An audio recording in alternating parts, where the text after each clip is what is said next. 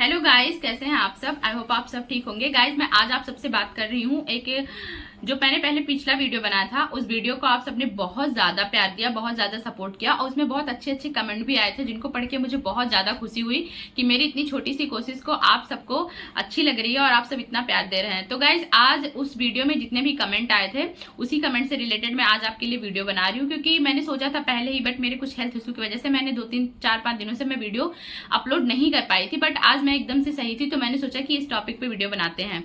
तो गाइज आज मैं जो बात करूंगी वो जो 26 में अटेम्प्ट देंगे, 25 में अटेम्प्ट देंगे, या फिर जो अभी 12th के लिए 12th के बाद से अभी यूपीएससी की प्रिपेयर कर रहे हैं, इन तीनों लोगों को ध्यान में रखे आज के जो भी बातें मैं आप सबसे करने वाली हूँ।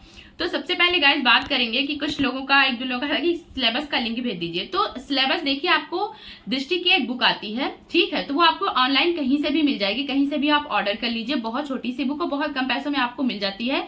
उसमें आपके प्रीलिम्स के, मेंस के चारों जीएस के पेपर का और उसके बाद में आपका ऑप्शनल जो भी आप लेंगे सारे का उसमें सिलेबस होता है। तो बहुत अच्छी बुक है, आपको मिल जाएगी। अदरवाइज आप नेट से बहुत अच्छे से सिलेबस ले लीजिए, चाहे आप पीडीएफ में निकलवा लीजिए या फिर आप पेन से लिख लीजिए, जैसे भी आपको सुविधा हो आप कर सकते हैं। तो सिलेबस वहां से आपको मिल जाएगा।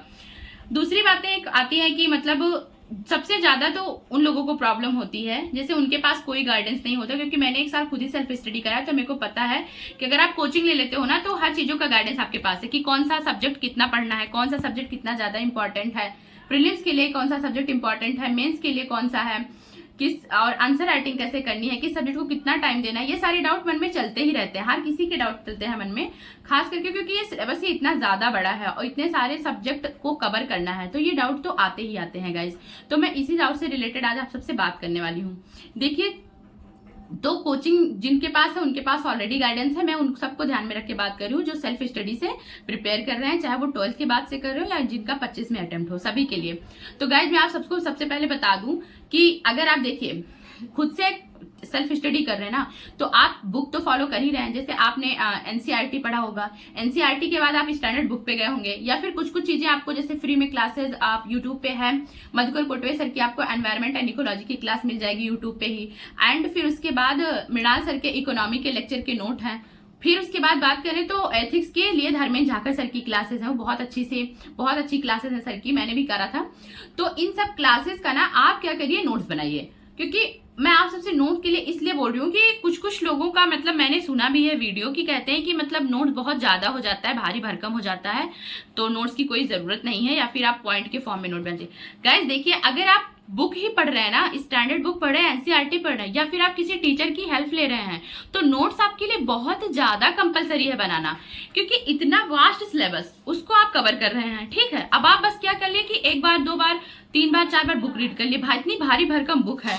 उसके बाद किसी टीचर की क्लास ही हो गई, तो अगर आप क्लासेस ले रहे हैं किसी की भी, तो आप केवल उसको सुन रहे हैं, तो आप रोबोट तो है नहीं कि एक बार चीजें हमने सुनी और हमारे माइंड में सेव हो गया। बिल्कुल ऐसा नहीं होता है, हमें उस चीज को लिखना पड़ता है और लिख के मल्टीपल टाइम्स रिवीजन करना पड़ता है। अगर कोई टॉपिक हम अच्छे से लिख के उसको रिवीजन करते हैं, एक सब्जेक्ट मैंने फुल कंप्लीट करने के बाद बार बार जब उसको रिवीजन करते हैं, रिवाइज करते हैं चीजों को, क्योंकि यूपीएससी में रिवाइज का कितना बड़ा रोल है आप सबको पता होगा, तब वो चीजें कहीं हमारे माइंड में सेव होती हैं, है ना। तो पहले आप अच्छे से उस टॉपिक का नोट्स बनाइए। अगर आप कुछ भी पढ़ रहे हैं, बुक ही पढ़ रहे हैं, तो उससे अच्छे से नोट्स बनाइए। अभी जैसे मैंने बहुत अच्छे से मैं क्लासेस कर रही हूँ, तो बहुत अच्छे से नोट्स बना लीजिए। जब वो चीजें आप अच्छे से रिवाइज कर लीजिए और लगे आपको कि मतलब बहुत अच्छे से ये टॉपिक मेरा क्लियर हो गया है, बहुत सारे टॉपिक्स को इकट्ठा कर लीजिए, उसके बाद आप शॉर्ट नोट्स बना सकते हैं, पॉइंट वाइज बना लीजिए। शॉर्ट नोट्स आप तब बनाइए, जितने भी शॉर्ट नोट्स तब बने, जितना ज्यादा से शॉर्ट हो सके उतना ज्यादा कर लीजिए।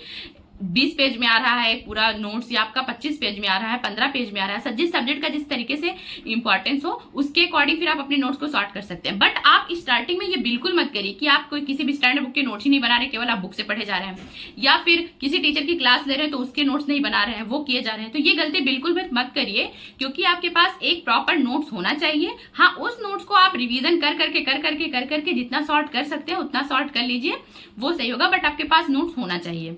ये हो गई बात नोट की। अब दूसरी बात हम करेंगे जो सबसे ज्यादा इंपॉर्टेंट है कि करंट का। तो भाई देखिए, जो लोग अभी 12th के बाद से शुरू करना चाहते हैं ना, प्लीज आप लोग को करंट में अभी जाने की जरूरत नहीं है। हाँ, छोटी मोटी क्लिप आप देख सकते हैं यूट्यूब की, बट अभी से करंट पढ़ने की नहीं जरूरत है, क्योंकि जिस टाइम आप अटेम्प्ट दे रहे होते हो ना, ऐसा सर ने कहा है, विकास सर ने कहा है, विकास द्विवेदी सर ने, कि जिस साल आपको अटेम्प्ट देना है, उस साल से आपको पीछे के मतलब 2 साल के करंट अफेयर, 1.5 से 2 साल के करंट को ही कवर करना होता है। ऐसा नहीं है कि अगर आप अभी 12th के बाद से शुरू कर रहे हैं तो अभी से आप करंट पढ़ने लग जाओ, ये गलती बिल्कुल मत करना, क्योंकि पढ़ने के लिए आपके पास बहुत सारी चीजें हैं, बहुत सारी चीजें ऐसी हैं जो भी आपको बेसिक से पढ़ना पड़ेगा, ठीक है। तो उन सब चीजों पे अपनी पकड़ बनाइए, करंट के चक्कर में अभी बिल्कुल मत पढ़िए करंट अफेयर के। हाँ, न्यूज़पेपर पढ़ने की आदत डाल सकते हैं, लेकिन ये भी गाइज मैं आपसे ये नहीं कहूंगी कि अगर आप प्रिपेयर करना चाहते हैं तो बस न्यूज़पेपर आपके लिए कंपलसरी है। अगर आप पढ़ना चाहें तो पढ़ सकते हैं, अदरवाइज मैं नहीं पढ़ती, क्योंकि मैंने स्टार्टिंग में 2 से 3 महीने लिया था न्यूज़पेपर, उसको पढ़ा था तो मेरा टाइम भी बहुत ज्यादा जा रहा था, और मुझे कब फिर बाद में ऐसा हो गया कि वो लाके रखा ही रहता था मेरे पास, मुझे आलस आ जाता था, तो मैं न्यूज़पेपर नहीं पढ़ती हूँ। मैं उसके लिए वेबसाइट है, मतलब मैं अपनी चीजों को कवर कर लेती हूँ, ऐसा नहीं है कि मैं कवर नहीं करती हूँ वेबसाइट की हेल्प लेके, अदर सोर्सेज की हेल्प लेके, बट मैं न्यूज़पेपर नहीं पढ़ती। तो मैं इस न्यूज़पेपर की सलाह आपको नहीं दे सकती कि मतलब हाँ पढ़ना ही पढ़ना। अगर आपको समझ में आए, आपके पास टाइम है तो आप अच्छे से पढ़िए, कोई दिक्कत नहीं है, बाकी आप देख सकते हैं अपने इंटरेस्ट के अकॉर्डिंग।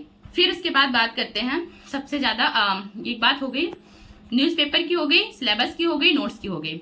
हाँ, अब अगर आप सेल्फ स्टडी से तैयारी कर रहे हैं तो एक चीज हमारे मन में और डाउट आता है कि किस सब्जेक्ट को कितना टाइम दें, तो उसमें आपका ना गाइस सिलेबस ही, मैं उसके लिए कोशिश करूंगी, एक वीडियो लेकर आऊंगी जिसमें आपको ये भी बताऊंगी कि कौन से सब्जेक्ट प्रीलिम्स के लिए हैं, कौन से सब्जेक्ट को प्रीलिम्स के लिए किस तरीके से पढ़ना है, मेंस के लिए किस तरीके से पढ़ना है, और कौन से ऐसे हैं जिनका प्रीलिम्स में कोई रोल नहीं है, जैसे आपको उसको केवल मेंस के लिए पढ़ना है। जैसे आपका डिजास्टर मैनेजमेंट हो गया, आपदा प्रबंधन है ना, उसका प्रीलिम्स में ही कुछ नहीं है, उसको आपको मेंस में ही पढ़ना है। तो ये सारी चीजें जो हो गई वो आपको ध्यान रखना पड़ेगा। गाइस, इस पीछे थोड़ी थोड़ी आवाजें आ रही हैं, इनको आप बिल्कुल इग्नोर करिएगा, क्योंकि वो मैं नहीं कर सकती, उस पर मेरा कोई बस नहीं है, और गांव है तो जैसे मैं एडजस्ट कर रही हूँ। गाइस, तो बात करते हैं कि जैसे मैं अपनी लाइफ में ना पी का क्यूब बहुत ज्यादा फॉलो करती हूँ। पी का क्यूब का मतलब क्या है तो मैं आप सबको बता रही हूँ। एक पी, उसका मतलब ये होता है पॉजिटिव, आप हमेशा पॉजिटिव रहिए, है ना, सकारात्मक होना आपका बहुत ज्यादा जरूरी है इस एग्जाम के लिए। और क्योंकि देखिए, अगर आप इस चीज के प्रिपेयर कर रहे हैं ना, कोई भी अगर आप चीजें कर रहे हैं वो लोगों से डिफरेंट कर रहे हैं, तो निगेटिव लोग आपके पास आएंगे, बहुत ज्यादा निगेटिविटी आपके पास आएगी, उससे आपको बचना पड़ेगा, और उससे बचने के लिए आपको पॉजिटिव रहना पड़ेगा। जैसे देखिए, अगर आपको लग रहा है ना कि आपने टारगेट बनाया, आपने 5 टॉपिक का टारगेट बनाया, ठीक, अब आप बहुत ही ज्यादा मतलब आपको लग रहा है नहीं कर पाएंगे, ये मैं एग्जांपल के लिए ही बोल रही हूँ, नहीं कर पाएंगे, तो फिर आप क्या वो टॉपिक एक दिन में अचीव कर पाएंगे? नहीं होगा आपसे। लेकिन अगर आप पॉजिटिव हैं और आपको लग रहा है कि नहीं हम कर ले जाएंगे, हर हाल में हो जाएगा, तो हो सकता है एक टॉपिक छूट जाए, बाकी 4 तो आप कर पाएंगे ना, एक नेक्स्ट डे कर लेंगे। तो इस एग्जाम में पॉजिटिव रहना बहुत ज्यादा जरूरी है गाइज, बहुत ही ज्यादा जरूरी। तो प्लीज आप लोग जितना भी हो सके हमेशा पॉजिटिव रहिए, ठीक है। तो ये हो गया एक। अब सेकंड पे आते हैं, तो ये है कि आप सेकंड पी का मतलब होता है कि प्रेजेंट, ठीक है। मैं हमेशा देखिए, जो पीछे चला गया है ना, जो पास्ट था ना, तो उसमें हम कुछ कर सकते हैं, ना ही फ्यूचर में हम कुछ, फ्यूचर हमको पता है, पास्ट में हम अब जाके कुछ कर नहीं सकते, फ्यूचर हमें पता नहीं है कि क्या होगा। तो जो आपका प्रेजेंट है ना, उसको इतना बेहतर करिए, इतना बेहतर करिए, इतना मेहनत करिए कि आपका फ्यूचर ऑलरेडी प्रेजेंट पे ही डिसाइड करता है ना। जो भी आपका प्रेजेंट में करेंगे वही उसी से आपका फ्यूचर क्लियर होगा कि हाँ आपका फ्यूचर क्या होगा। तो प्रेजेंट में आप हमेशा अपने रहिए, कभी पास्ट में मत जाइए, क्योंकि पास्ट में जो भी हुआ आपके साथ, अच्छा हुआ, बुरा हुआ, या क्या हुआ, कैसा हुआ, या हो सकता है बहुत सा अच्छा हो, तो आप पास्ट में जाके अपना तो कुछ चेंज कर सकते हैं ना, पास्ट की चीजों को रोक के रख सकते हैं। तो प्लीज पास्ट से दूर रहिए, ठीक है, हमेशा अपने प्रेजेंट में रहिए, प्रेजेंट में रहकर मेहनत कीजिए, अपने टारगेट्स अचीव कीजिए, और लाइफ में बहुत ज्यादा ही मेहनत करिए ताकि सक्सेस आप हो पाए, ठीक है। अब थर्ड क्या है, तो थर्ड में सबसे लास्ट में प्रैक्टिस। देखिए, कुछ भी अगर आप पढ़ रहे हैं ना, जैसे मतलब अभी मैंने कोई टॉपिक पढ़ा, ठीक है, तो प्रैक्टिस उस टॉपिक के जब तक आप नहीं करते हैं, भर भर के प्रैक्टिस। अब प्रैक्टिस कैसे करना है, उस टॉपिक को प्रीलिम्स के क्वेश्चन फॉलो करिए, सॉल्व करिए उससे, ठीक है, मेंस के क्वेश्चन सॉल्व करिए, मेंस का क्वेश्चन लिख के प्रैक्टिस करिए। अब प्रैक्टिस से मुझे याद आया, तो मैं आपसे एक चीज और डिस्कस करना चाहती हूँ। जैसे आप कोई टॉपिक पढ़ रहे हैं, उस टॉपिक से रिलेटेड आप मेंस के क्वेश्चन देखिए। अगर मेंस के क्वेश्चन आपका है कि मतलब अभी बिल्कुल मेंस का क्वेश्चन उस टॉपिक से रिलेटेड है और उसको आप लिखने की कोशिश कर रहे हैं, तो आप अभी बिल्कुल लिमिट मत देखिए कि आपका 150 का था, आपके 200 शब्द हो गए, 300 शब्द, नहीं, अभी कुछ मत देखिए।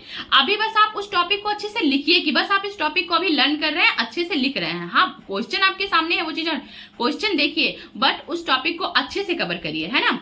तो उस तरीके से क्या होता है कि आपकी लिखने की भी प्रैक्टिस होती है अच्छा खासा, और आपके क्या होता है वो टॉपिक भी क्लियर हो जाता है अच्छे से। तो इसे कहते हैं प्रैक्टिस। तो पहला क्या था, पॉजिटिव, एंड सेकेंड था प्रेजेंट में रहिए, थर्ड था है कि प्रैक्टिस, जितना भर भर के आप प्रैक्टिस करेंगे। देखिए जैसे मैथ्स कहते हैं ना कि मैथ्स उसी की अच्छी होती है जो बहुत ज्यादा प्रैक्टिस करता है, तो ये सारे सब्जेक्ट पे लागू होती है। जितना आप प्रैक्टिस करते हैं किसी भी सब्जेक्ट का, किसी भी चीज का, तो वो चीज बिल्कुल आपके टिप पे हो जाती है, बिल्कुल आपके मतलब भूलती नहीं है कभी भी। तो प्रैक्टिस आप भर भर के करिए।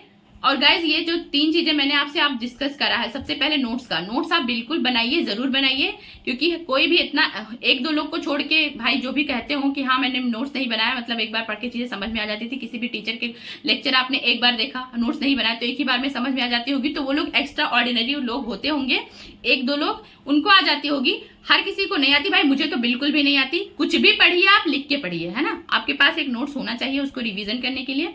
एंड दूसरा ये था ये चीजें, तो इतनी सारी चीजें मुझे आपसे शेयर करनी थी गाइज। अगली जो भी आपको डाउट होगा, जो भी आपको पूछना होगा, वो आप लोग कमेंट करिएगा। हो सकता है तुरंत मैं जवाब ना दे पाऊं, बट जैसे ही मुझे टाइम मिलेगा मैं आपके हर क्वेश्चन का जवाब जरूर दूंगी, देने की कोशिश करूंगी। तो गाइज जितने भी लोग मेरी वीडियो में हैं, प्लीज मेरे वीडियो को लाइक करिएगा, और जितने भी लोग अभी आज मेरे चैनल पे नए हैं, चैनल को सब्सक्राइब जरूर कर लीजिएगा, ताकि नेक्स्ट वीडियो की नोटिफिकेशन आप तक जाए। Thank you so much guys मेरी वीडियो देखने के लिए।